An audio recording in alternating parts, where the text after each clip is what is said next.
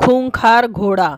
तेनालीरामा की कहानी बहुत समय पहले की बात है। दक्षिण भारत में विजयनगर साम्राज्य की बागडोर राजा कृष्णदेव राय के हाथ में थी। एक दिन उनके राज्य में एक अरबी व्यापारी घोड़े बेचने आया।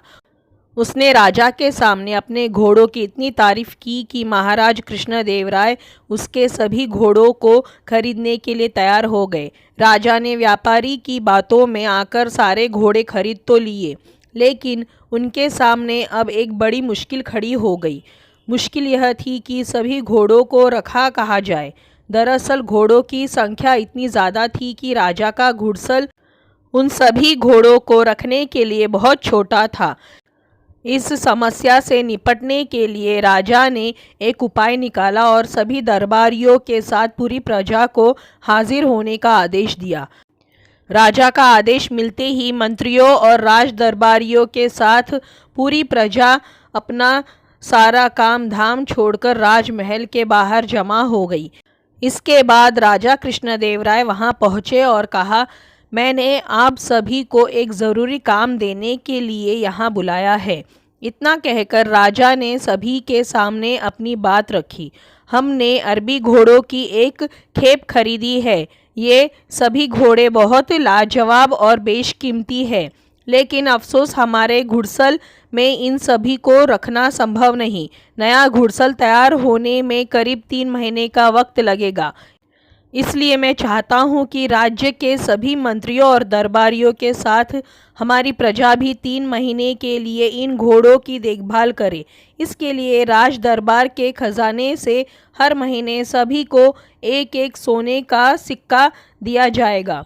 महीने में एक सोने के सिक्के के बदले घोड़ों को संभालना और उनके चारे पानी का प्रबंध करना बहुत ही मुश्किल था, लेकिन कोई भी इस संबंध में कुछ न बोल सका, क्योंकि आखिर राजा का आदेश जो था।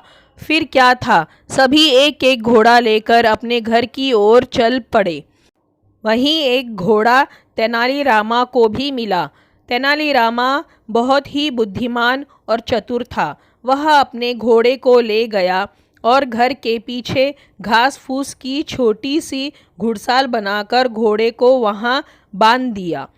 राज्य की सारी प्रजा राजा के क्रोध से बचने के लिए अपना पेट काट कर घोड़ों की खूब सेवा करने लगी।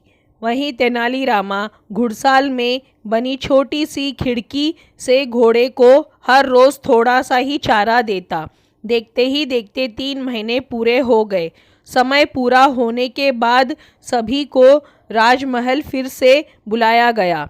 राजा का आदेश सुनकर सभी अपना अपना घोड़ा ले राजमहल पहुंच गए, लेकिन तेनालीरामा खाली हाथ ही पहुंचा।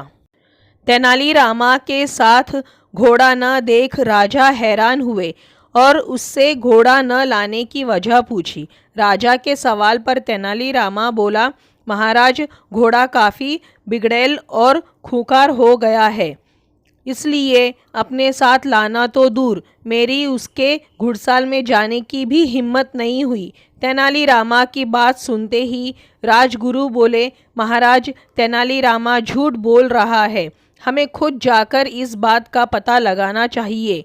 राजगुरु की बात सुनकर राजा कृष्णदेव राय उन्हें खुद तेनालीरामा के घर जाकर सच्चाई का पता लगाने को कहा।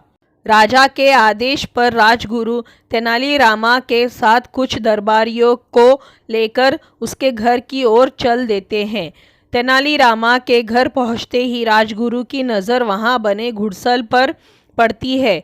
वह बोले, मूर्ख तेनाली, इस छोटी सी कुटिया में घोड़े को रखा है और तुम इसे घुड़साल कह रहे हो। राजगुरु की बात पर तेनालीरामा बोला, राजगुरु, आप बहुत ही विद्वान हैं, तो आपको अधिक पता होगा।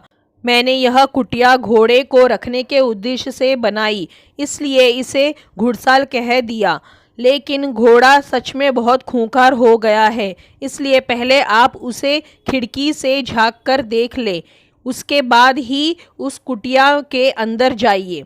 राजगुरु तेनालीरामा की बात मानकर घोड़े को देखने के लिए घुड़साल की खिड़की के पास जैसे ही अपना चेहरा लाते हैं, भूखा घोड़ा लपक कर उनकी दाढ़ी मुंह में पकड़ लेता है। राजगुरु अपनी दाढ़ी को छुड़ाने की काफ़ी मशक्क़त करते हैं लेकिन असफल रहते हैं। ऐसे में जब हर जतन करने के बाद भी घोड़ा राजगुरु की दाढ़ी नहीं छोड़ता तो एक दरबारी अपनी तलवार से राजगुरु की दाढ़ी काट देते हैं और घोड़े से उनकी जान छूटती है।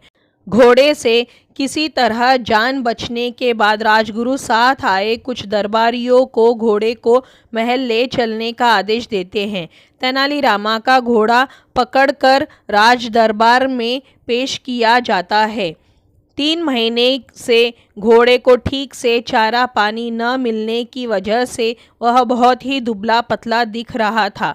जब राजा घोड़े की यह हालत देखते हैं तो तेनाली से इसके पीछे की वजह पूछते हैं। राजा के सवाल पर तेनालीरामा जवाब देता है, मैंने घोड़े को हर रोज़ थोड़ा ही चारा दिया, जिस प्रकार आपकी प्रजा कम भोजन में गुजारा करती है। इस कारण घोड़ा कमज़ोर और बिगड़ैल हो गया। तेनालीरामा ने कहा, राजा का धर्म प्रजा की सुरक्षा और देखभाल करना होता है, न कि उन पर अतिरिक्त बोझ डालना। घोड़ों की देखभाल करने का आदेश देकर घोड़े तो शक्तिशाली और बलवान हो गए, लेकिन उनकी देखभाल करने के चक्कर में भरपेट भोजन न कर पाने के कारण प्रजा दुर्बल हो गई। महाराज कृष्णदेव राय को अब तेनालीरामा की बात समझ आ गई और उन्हें गलती का एहसास हुआ। उन्होंने अपनी प्रजा से इस गलती के लिए क्षमा मांगी और तेनालीरामा की बुद्धिमानी के लिए उसे सम्मान के रूप में इनाम दिया। कहानी से सीख। तेनालीरामा और खूंखार घोड़ा कहानी से सीख मिलती है कि कोई भी फैसला लेने से पहले अच्छी तरह सोच विचार कर लेना चाहिए ताकि उसके दुष्परिणाम किसी और को न भुगतने पड़े।